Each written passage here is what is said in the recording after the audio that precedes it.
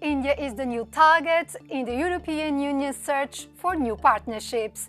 The world's most populous democracy has great potential for the bloc to develop ties in trade and security.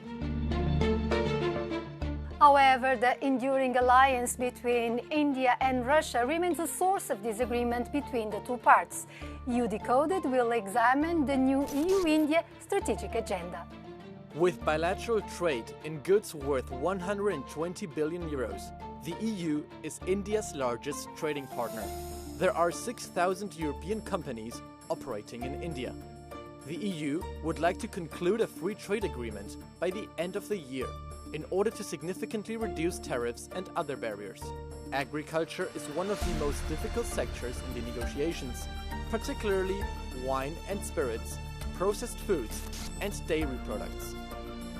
In view of the ongoing geopolitical alignment, another pillar to be developed is the new EU-India security and defense partnership.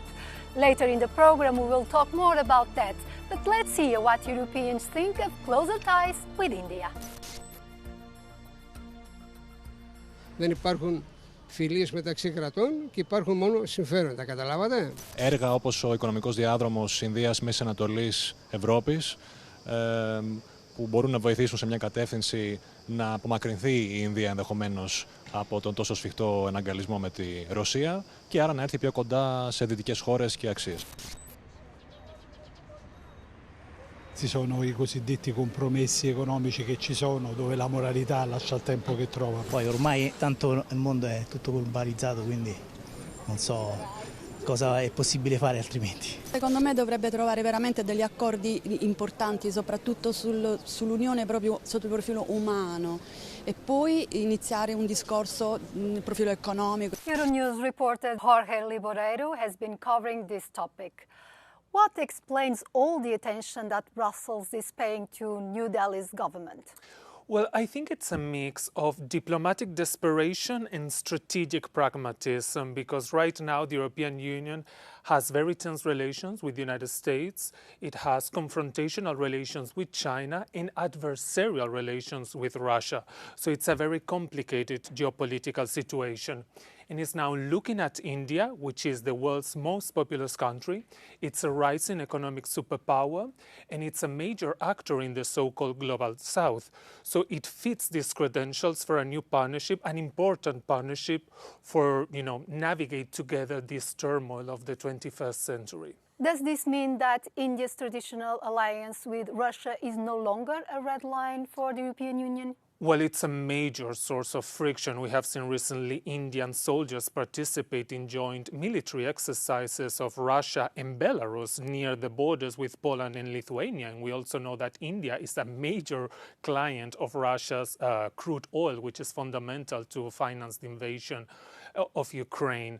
What's happening right now is that we are changing the geopolitical calculus, and we are deciding to be more flexible regarding this red line and to focus on the benefits rather than wasting time on the disagreements. And how does the European Union fit into India's foreign policy? Right now, India's relations with the United States are at a rock bottom. We have seen Donald Trump doing whatever he can to alienate New Delhi, 50% tariffs, a new approach towards Pakistan. So India is also very shocked by the Trump administration, and it's seen that the European Union could be this new big partner in the West. So you see, both sides, the European Union and India, have bad relations with Trump and are coming now together. Thank you, Jorge. Let's take a closer look at India's defense plans. India's defense budget for 2025-2026 is 69 billion euros. Its traditional supplier is Russia, which accounts for 36% of its purchases. However, India has been buying more from the West, particularly the US, Israel, the UK, France, and Germany. In the case of EU countries, 2 agreements were signed in 2025. France sold 26 Rafale Marine combat aircraft, valued at 7 billion euros. Germany will build 6 Type 214 submarines with Indian partners valued at 5 billion euros. Our guest is German Angelika Niebler from the EPP Group in the European Parliament, chair of the Delegation for Relations with India. Does the EU have more to gain than to lose by strengthening its relationship and partnership with India, which accuses of helping Russia maintain its war economy? India is a very, very important political power. India is a great economy, huge, one of the biggest economies in the world. And as regards defense and security, I think when we really agree on terms, it will help both of us. We know that India and Russia had a long-standing relationship, and I think you can't just cut ties from one day to another, you know. So for us, I think it's important to engage, to also express our concerns, to also try to understand what their perspective, what their interests are, and then, of course, you know, defending our own interests. The US President Donald Trump has imposed 50% tariffs on India and has asked the EU to follow suit, going even to 100% tariffs, arguing that this would help stop the war in Ukraine.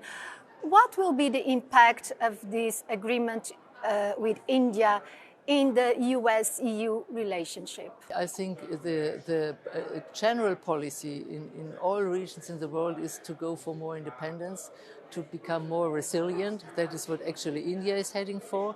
That is what the European Union is heading for. I think that's the right approach. Let's get more resilient.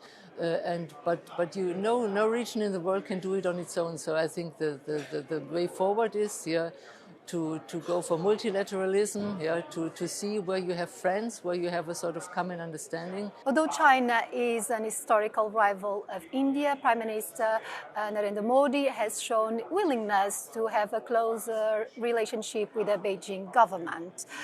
Can the EU really trust India as an ally? Let's concentrate on our policy. I do not want to blame the others for doing this or that. We have to have a pragmatic, a realistic approach. I fully agree on that. But always, you know, concentrating what is in our interest, what is strengthening the European Union. Brussels wants diplomatic efforts to consolidate into an EU-India summit sometime in early 2026. For the time being, all 27 member states are on board with this strategy, which allows for negotiations to move at a faster pace. Faced with disappointments with traditional allies such as the US, the EU is now willing to take a more pragmatic approach and some risks with new partners.